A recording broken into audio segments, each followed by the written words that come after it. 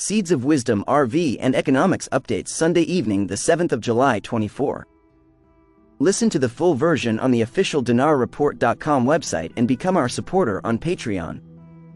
The BRICS coalition, composed of Brazil, Russia, India, China, and South Africa, is considering a Ripple crypto plan to challenge the US dollar's global supremacy.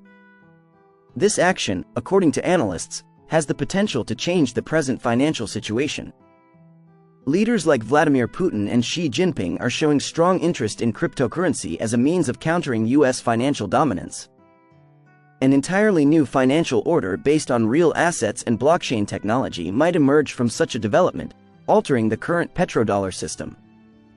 The XRP ledger, XRPL, in particular, provides a potential decentralized platform for quick, safe transactions as a result of the technology developed by Ripple. These features make XRPL a promising foundation for a new asset-backed currency, decreasing reliance on central banks while increasing financial transparency. RippleNet, Ripple's payment network, is also key in this potential change.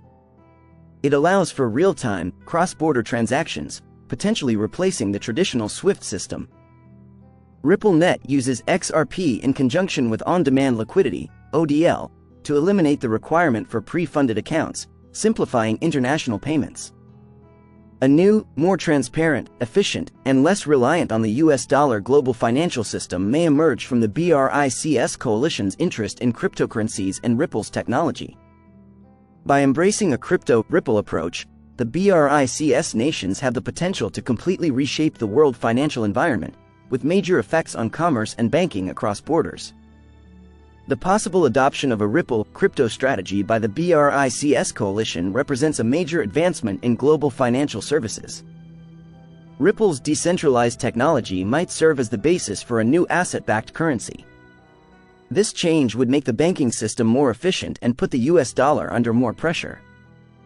US House considers overturning Biden's crypto custody veto. This could spark wide market rally.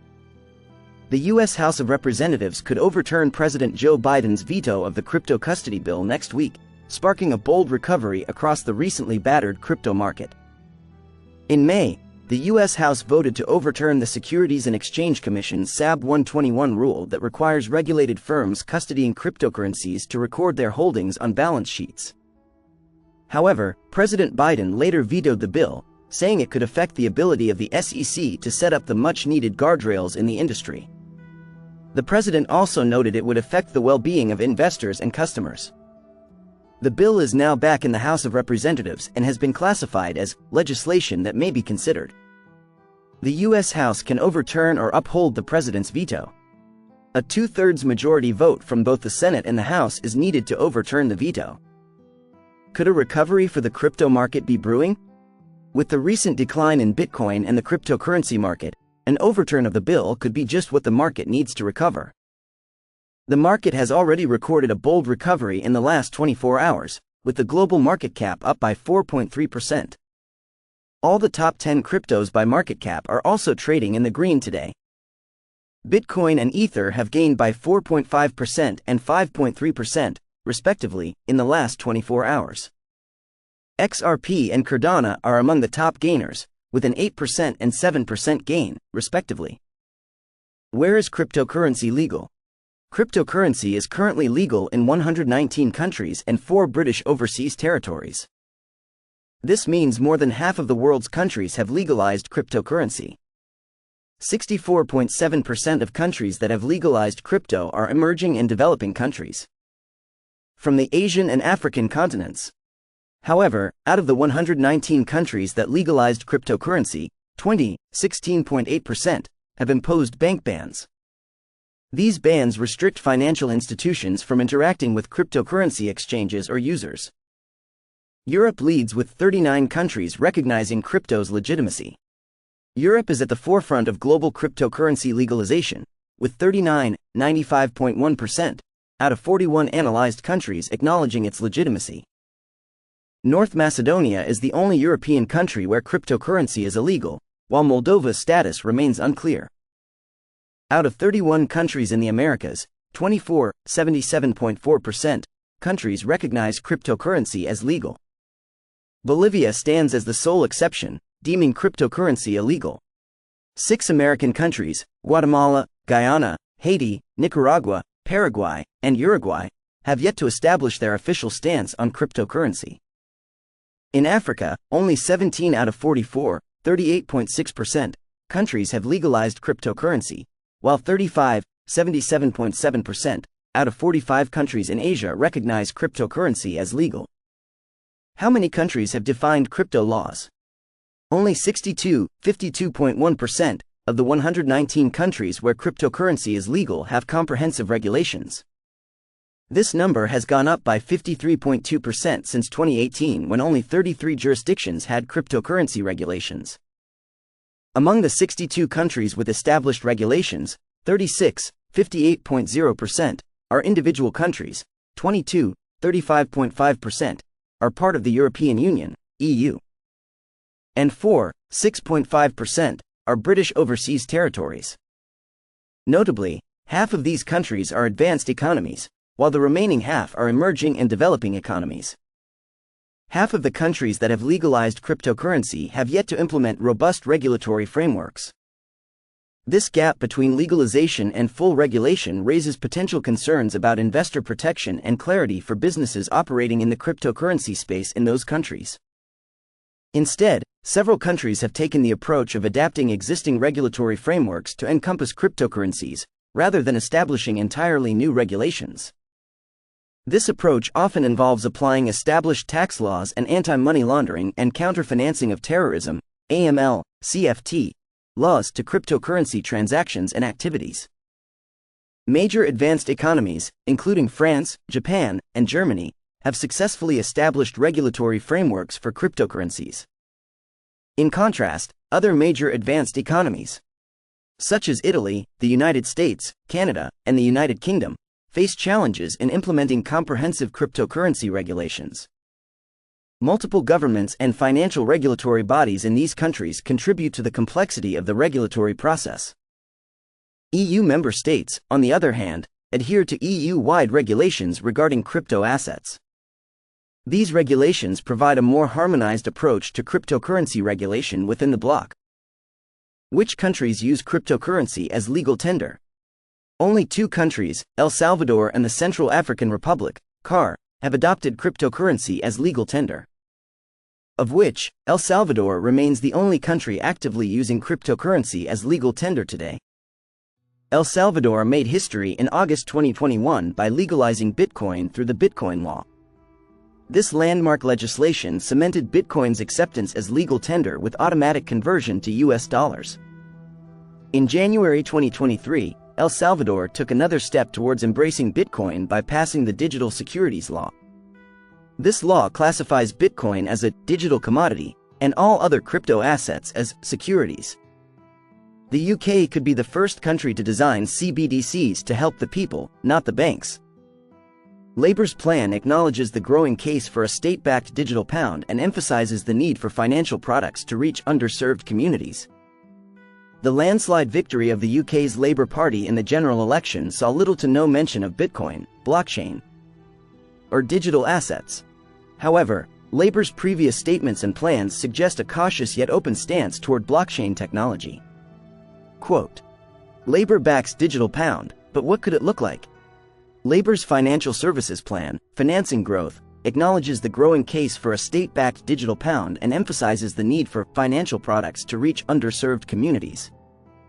Embrace innovation and fintech as the future of financial services by becoming a global standard setter for the use of AI in FS, delivering the next phase of open banking, defining a roadmap for open finance.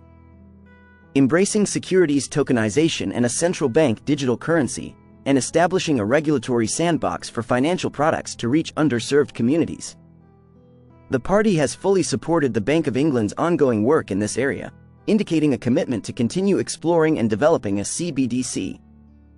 The Labour Party has highlighted the importance of addressing key concerns such as privacy, financial inclusion, and stability in designing any potential CBDC. This indicates Labour prioritizes public interest and economic stability.